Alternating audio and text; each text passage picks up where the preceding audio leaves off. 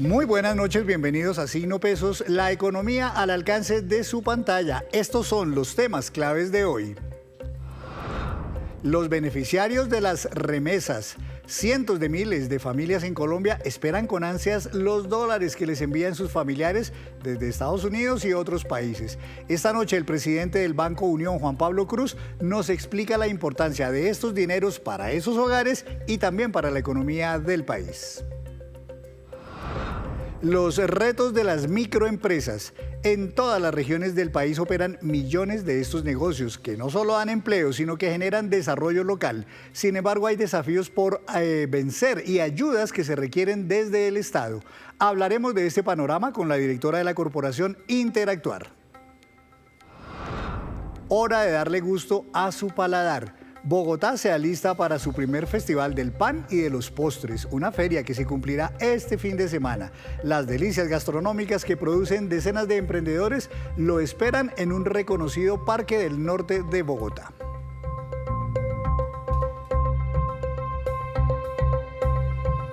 Y comenzamos esta emisión de Signo Pesos hablando de las remesas, esos dineros que envían colombianos que están en el exterior y que son una ayuda clave para miles de hogares en nuestro país.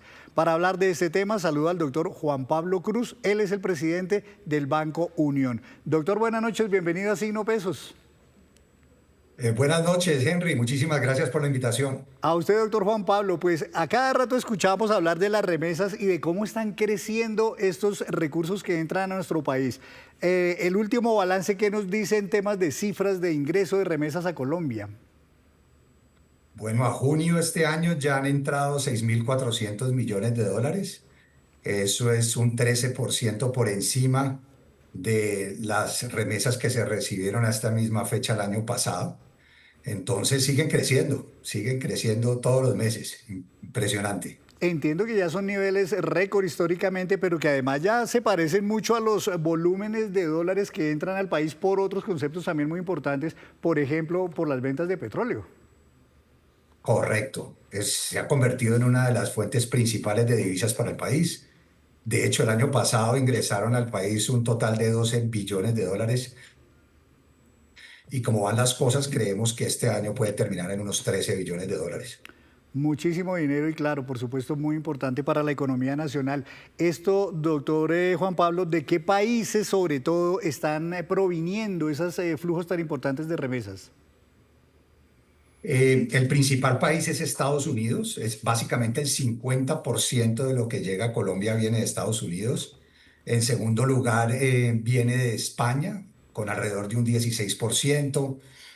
Después de Chile, de Inglaterra, de Panamá, de Ecuador. Esos son los principales países, pero sobre todo Estados Unidos que equivale al 50%. ¿Y usted creería, doctor Juan Pablo, que ese aumento tan inusitado de las remesas es porque a los colombianos que ya estaban en el exterior les está yendo mucho mejor laboralmente o quizás sea porque efectivamente están aumentando los flujos de colombianos que salen a otros países? A ver, este año ya empezamos a notar, digamos, no de crecimiento, pero no crecimiento del volumen que llega de Estados Unidos. Yo creo que en gran parte por las políticas migratorias del actual gobierno en Estados Unidos. Pero sí lo que sigue creciendo muchísimo son las remesas que llegan de España. Esas son las que más están creciendo ahora. Y eso, pues básicamente es atribuible a que todavía siguen muchos connacionales emigrando a Europa y particularmente pues a España. ¿Las remesas por lo general les llegan a qué porcentaje, digamos, de familias en Colombia? Porque cada vez uno escucha más familias que esperan con ansias, como decíamos, ese dinerito que les llega de sus familiares en el exterior. Sí, le llega a muchísimas familias en Colombia. Se estima que más o menos un 20% de las familias en Colombia recibe remesas de algún familiar. ¿Y son dineros que les entran regularmente, digamos, cada mes juiciosamente, o son en muchos casos muy ocasionales? No, les llegan regularmente, pues, hay de todo, digamos, pero sí hay un volumen muy importante que llega regularmente, todos los meses, para el mantenimiento de sus familias. Y es dinero, pues, que como lo decías al principio, se irriga para temas de consumo, para temas de pagos de las cuotas de las viviendas, para los colegios, educación, básicamente, digamos, temas de consumo y de mantenimiento del hogar. A algunos eventualmente les alcance por ahí como para sostener un micronegocio o alguna cosita así ya más a nivel de inversión que de gasto, ¿verdad? Sí, sí, sí, también, digamos, para efectos, digamos, de emprendimientos, pero una cifra, entre otras, bien interesante es la cantidad de vivienda que los colombianos que viven en el exterior compran acá en Colombia. Ese se ha vuelto un mecanismo, la compran bien sea para que la habiten sus familiares, bien sea pensando en el retorno de ellos cuando se jubilen en el exterior, también lo hacen como inversión, pero son muchísimas las viviendas que compran esos colombianos que viven en el exterior. ¿En qué departamentos principalmente, doctor Juan Pablo, están ubicadas esas familias que son beneficiarias de las remesas que llegan a Colombia? Principal, casi el 60% de todo lo que llega a Colombia llega al Valle del Cauca, a Antioquia y a Cundinamarca, incluyendo Bogotá. Pero el principal departamento receptor de remesas es el Valle del Cauca con más o menos el 25%. Ustedes en el Banco Unión desde hace muchísimos años, doctor Juan Pablo, pues han sido muy cercanos a este tema de las remesas y de los flujos de dinero que se mueven entre países. Por lo que usted ha visto, ¿cómo ha evolucionado, digamos, el tema de los canales a través de los cuales llegan esas remesas a Colombia? Sí, eso ha cambiado, digamos, dramáticamente. Hoy en día prácticamente la mitad de las transacciones que llegan a Colombia son directamente a cuentas bancarias. Eh, y eso sigue creciendo. Digamos, se ha digitalizado mucho el tema de pago de remesas. Han entrado otros jugadores al mercado. Hay varias billeteras digitales que están en el mercado ahora, que empiezan a ser protagonistas también en este tema de las remesas. Y hay grandes diferencias, por ejemplo, en temas de agilidad, de sencillez, de costos en términos de comisiones, por ejemplo, entre las remesas que se envían por uno u otro canal hacia Colombia.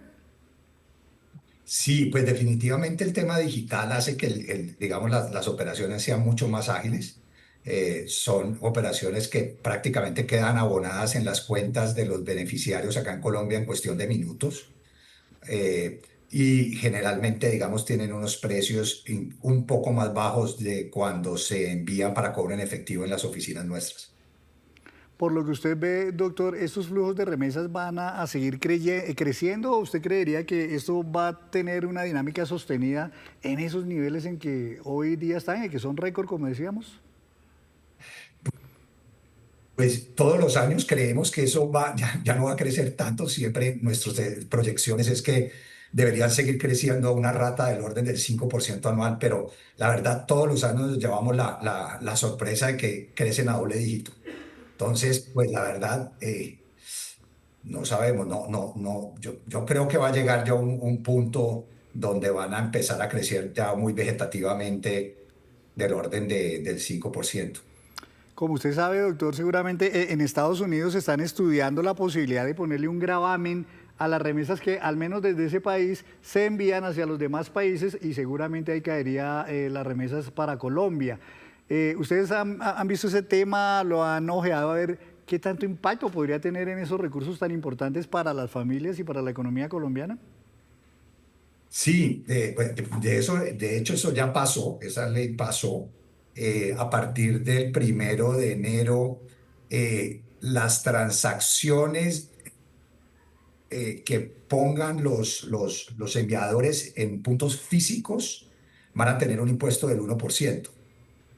Pero los extranjeros que pongan en puntos físicos en Estados Unidos el dinero hacia Colombia van a tener el impuesto del 1%. Pero hoy más o menos el 60-70% de todos los envíos que se hacen hacia Colombia los hacen digitalmente y esos no van a tener el impuesto del 1%. Entonces el impacto por efectos de ese impuesto no creemos que vaya a ser muy importante. Pues interesante tema, doctor, porque mire usted la importancia no solamente en flujo, sino también en el volumen de los hogares colombianos que se benefician de estos recursos. Así que estaremos muy pendientes haciéndole seguimiento al tema y volveremos a conversar para ver cómo va en el resto del año. Muchas gracias. Muchísimas gracias, Henry, por tenerme en el programa. A usted por Que estés muy bien. por aceptarnos la invitación. Muchas gracias. Es el doctor Juan Pablo Cruz, el presidente del Banco Union. Hacemos una breve pausa, pero cuando regresemos espere cómo está evolucionando el gasto de los hogares colombianos en el tema de la salud.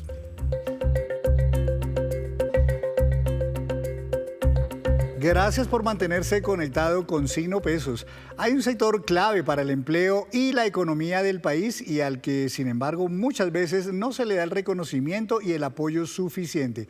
Hablo de las microempresas. Y para hablar del panorama de este segmento de la producción nacional, quiero saludar a la doctora Lina Montoya. Ella es directora ejecutiva de Interactuar, una corporación especializada en apoyar y financiar precisamente a las microempresas. Doctora Lina, buenas noches, bienvenida a Signo Pesos. Muchas gracias por la invitación y para hablar de este tema que me apasiona. Pues doctora, empecemos entonces por contar un poquito, cuando hablamos de microempresas estamos hablando de cuántas unidades productivas en Colombia. Bueno, en Colombia se estima que hay más de 5 millones de microempresas que aportan más del 67% del empleo del país. Estamos hablando de unidades familiares por debajo de 5 empleados, entre 2 y 5 empleados, algunas pueden llegar a los 20, pero la mayoría están compuestas por 2 o 3 empleados y son fruto de la resiliencia y el empuje de los colombianos. ¿En qué sectores, sobre todo, están, digamos, posicionadas esas 5 millones de microempresas? La microempresa refleja mucho la economía del país. Cerca del 40% de estas microempresas se encuentran en el sector comercio, donde muchas de ellas las vemos cuando salimos a la calle. Está en el supermercado, la tienda de la esquina, está pues, la miscelánea, muchas están en el sector servicios, las peluquerías, las barberías, otras están ya en el sector de la manufactura, están las confecciones, en fin, las podemos ver cuando salimos a la calle y caminamos por nuestros barrios. Pero además de que ya hay cerca de 5 millones de microempresas en Colombia, cada año se siguen creando más. Entiendo que los datos de Confecámaras muestran precisamente que los colombianos somos muy emprendedores, ¿no? Así es. Colombia es un país que no se detiene y yo creo que a eso se debe también la resiliencia de este país, a las subidas y bajadas económicas. Los colombianos se la rebuscan y eso en promedio estamos generando unas, no sé, 200.000 microempresas al año. Lastimosamente, no todas las microempresas tienen una tasa de supervivencia mayor a los 2 años. Es por esto que debemos trabajar mucho por arropar estas microempresas, entregarles capacidades, que tengan la capacidad de tener conocimiento, de tener un entorno que las ayude a crecer, a ganar competitividad. Claro, es que además mucha gente cree que, digamos, el grueso de los empleos en Colombia están en las grandes compañías, pero no, el grueso de los empleos realmente está ahí en las microempresas. Así es, el grueso del empleo está en las microempresas y cuando le hacemos un doble clic a las cifras de empleo en Colombia en los últimos meses, cuando vemos que la tasa de desempleo ha bajado, los nuevos empleos que se han generado han sido en este sector de la economía y lastimosamente uno de los flagelos que sufre la microempresa es la informalidad.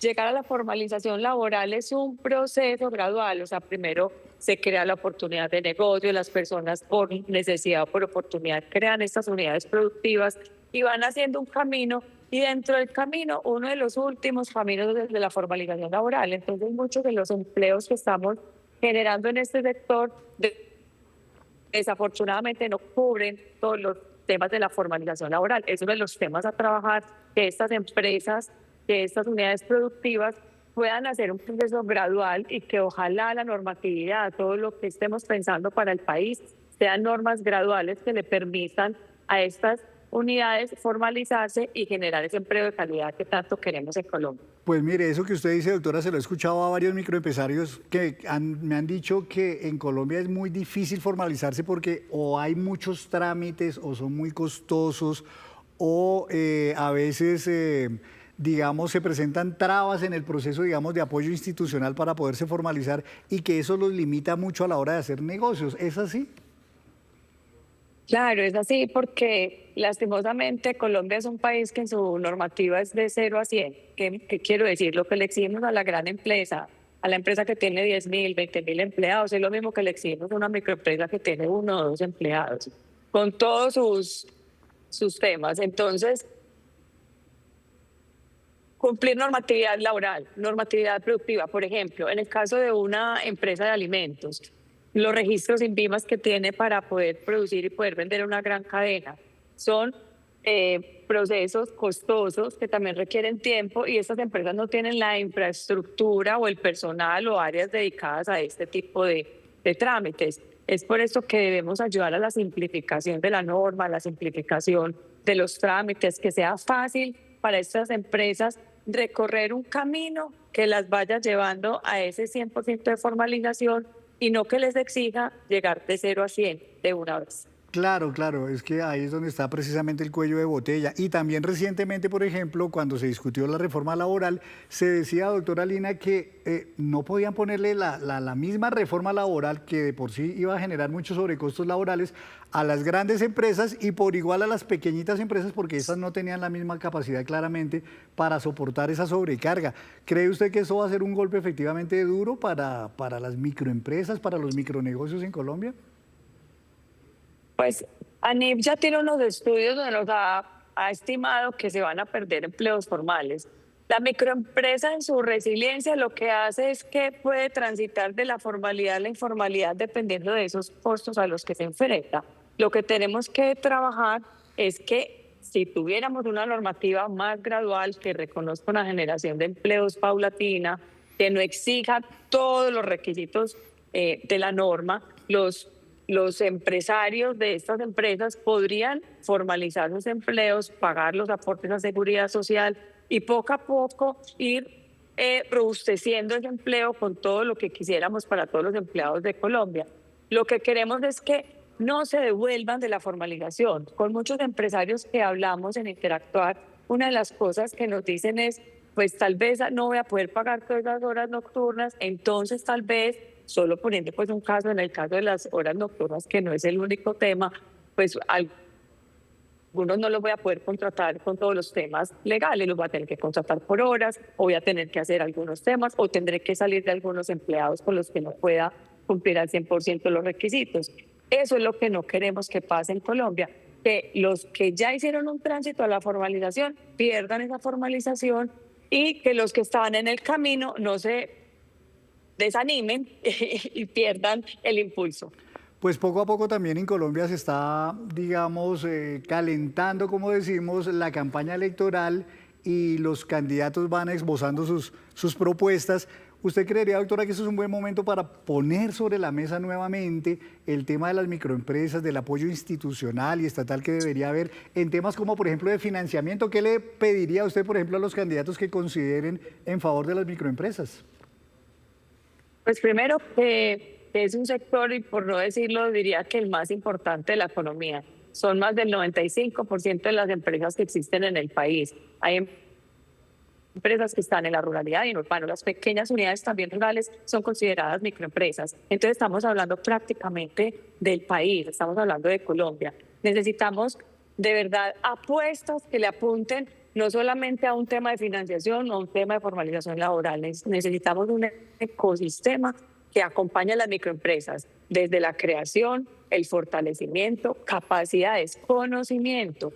Muchas veces pensamos que dar el recurso, el crédito, el subsidio, sin acompañamiento, sin conocimiento, los empresarios lo van a lograr. No olvidemos que Colombia es un país con grandes retos educativos. Muchas personas que no encuentran oportunidades de educación y por ende laborales recurren al emprendimiento para poder solventar las necesidades de sus familias y desarrollarse como comunidades. Lo que nosotros estamos abogando es que ojalá estas propuestas de país, esta visión de país, incorpore un país competitivo, un país que ayude a las empresas en este tránsito a la formalización, con financiación, con un ecosistema robusto, pero también con acompañamiento, con conocimiento, con capacitación. Yo creo que Colombia necesita que estas unidades productivas cada vez sean más competitivas. Pues doctora Lina, yo no la quiero despedir sin que me cuente un poquito desde Interactuar qué balance arroja precisamente todos estos planes de apoyo que ustedes han tenido para las microempresas, qué tanto han podido ayudar en temas de financiamiento y otro tipo de apoyos que ustedes brindan en esta corporación. En Interactuar llevamos ya 42 años trabajando por la microempresa en Colombia, por los empresarios emprendedores del país. Actualmente estamos en 11 departamentos de Colombia. Entregamos y acompañamos con el acceso a crédito formal, que uno pues, de los grandes flagelos que tienen las microempresas no pueden acceder a crédito formal y por eso se pueden ir a los gota a gota u otras fuentes de financiación. Al año estamos acompañando cerca de 50.000 empresarios en el país, en lo rural y en lo urbano. Un 52% de nuestros clientes son mujeres, acompañamos mucho el emprendimiento femenino, las mujeres que desde sus casas en ese trabajo constante buscan con estos negocios sacar adelante a sus hijos y a su familia. Y nosotros también tenemos una gran escuela de negocios para la microempresa, donde sabemos que el crédito solo no hace el milagro y lo que hacemos es acompañar con acompañamiento, con un trabajo profundo en la mentalidad empresarial y cómo gestionar estas unidades y estos negocios, estas empresas, para que puedan crecer de una manera competitiva. Aquí detrás de cada microempresa hay personas, hay seres humanos que toman decisiones, que tienen problemas, que tienen que saber enfrentarse a una disyuntiva, entender el mercado.